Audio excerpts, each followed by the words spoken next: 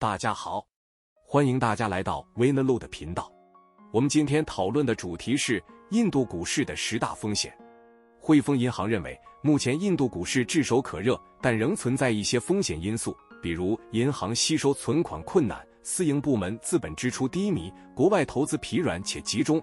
但是他们会继续增持印度股票，因为即使存在风险，印度新兴市场也拥有强劲的增长速度。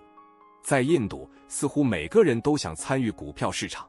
受益于人口红利和不断增长的消费，印度大型公司的盈利能力异常高。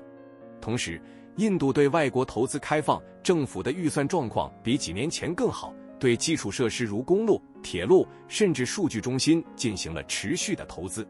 8月23日，汇丰银行亚太区股票策略主管 Harold van der Linde 及其团队发布报告称，目前印度股市炙手可热，但仍存在10条风险因素，这些风险没有一个会立即构成威胁，但如果它们聚集在一起，可能会产生危险。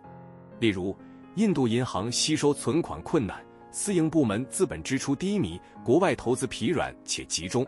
但 Harold van der Linde 补充表示，他们会继续增持印度股票，因为即使存在风险，印度新兴市场也拥有最强劲的增长速度。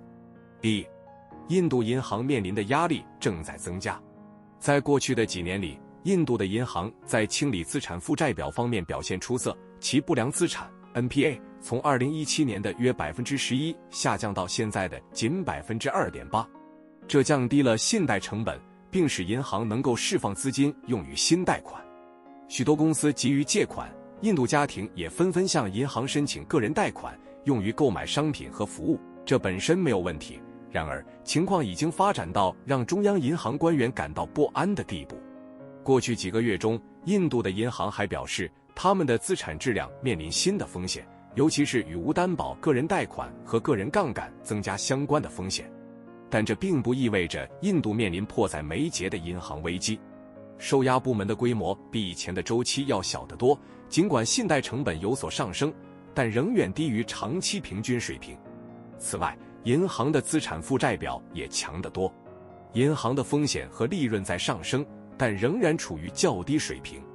尽管如此，这仍然表明金融业的利润面临风险。根据2024年 FTSE India 的数据，金融业的利润总量占印度总收入的1/3。2、银行在吸收存款方面遇到困难。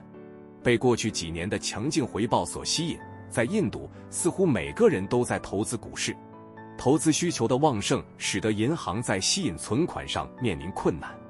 为了吸引存款，银行提高了存款利率，这对他们的利差施加了压力。此外，由于贷款的增长速度快于存款的流入速度，银行的信贷与存款比率上升，导致银行提供新贷款的能力受限，这对信贷增长构成了下行风险，并对银行的盈利增长也产生负面影响。汇丰全球研究显示，印度银行的盈利增长从2022年的 45% 放缓至2024年预期的 9%。3、印度私营部门资本支出低迷。印度加大国内投资，政府推出了许多大型基础设施计划，包括港口、道路、桥梁、电力等项目，参与其中的本地公司能够从中受益。此外，印度政府还提供了税收优惠，以支持这些公司。私人资本支出对一个重要组成部分机器和设备的投资已经下降，印度私营部门对经济的整体投资疲软，这可能会对股市的收益产生风险。4、外国投资疲软且集中。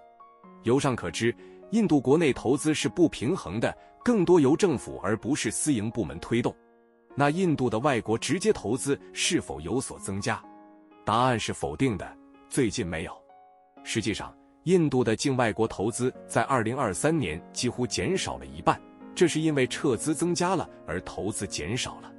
此外，外国投资集中在特定的行业和更容易开展业务的邦——马哈拉施特拉邦、卡纳塔克邦和古吉拉特邦。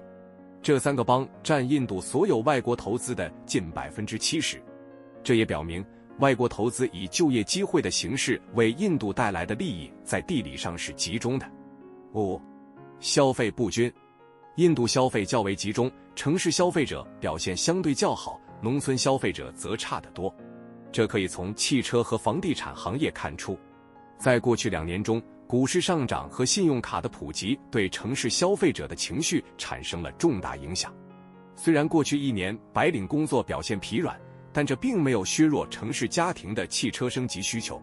与此同时，在印度农村地区，家庭没有从股市上涨中受益，无法获得银行信贷或信用卡，农村消费者没有能力买车。印度农村消费者的支出与季风的起伏非常一致，这些家庭更容易受到食品通胀的影响，而印度的食品通胀高达2位数。过去几个月，印度各地的洋葱、土豆和西红柿价格大幅上涨，这些家庭需要的是降低食品价格、增加收入支持、提高农业生产力的结构性改善、提高应对气候变化的支持。解决印度消费不平等增长的一个办法是雇佣更多女性。6. 盈利风险。印度股市的吸引力在很大程度上取决于盈利增长能否保持强劲。印度仍然是新兴市场中增长最强劲的国家。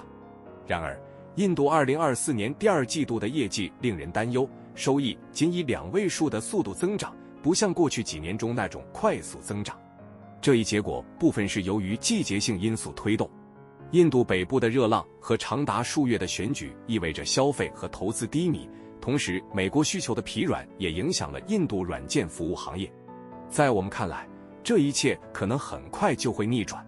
某些行业，如资本货物和房地产，提供了良好的盈利可见性，并可能在今年下半年出现良好的增长。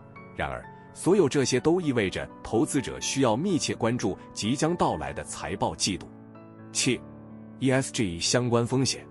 最近，有关某些印度公司的治理和结构的指控被广泛报道。如果指控被证明是真实的，可能会引发市场对印度股市治理问题的普遍担忧。8. 政府监管。规则和法规的突然变化可能会对投资者回报产生不利影响，并削弱投资者的信心。例如，2024年7月24日，印度追溯性提高资本利得税。又例如，印度最近对购买一些长期政府证券实施了限制。9. 市场集中度。印度股市的一些风险还与市场结构有关。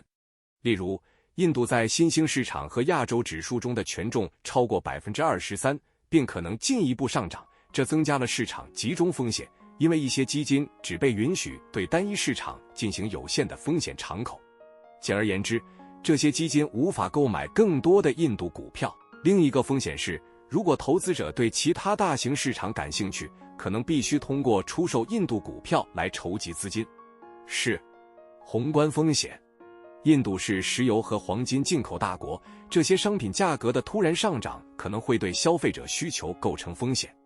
好，今天的视频就到这里，欢迎大家在评论区发表各自的想法，谢谢大家。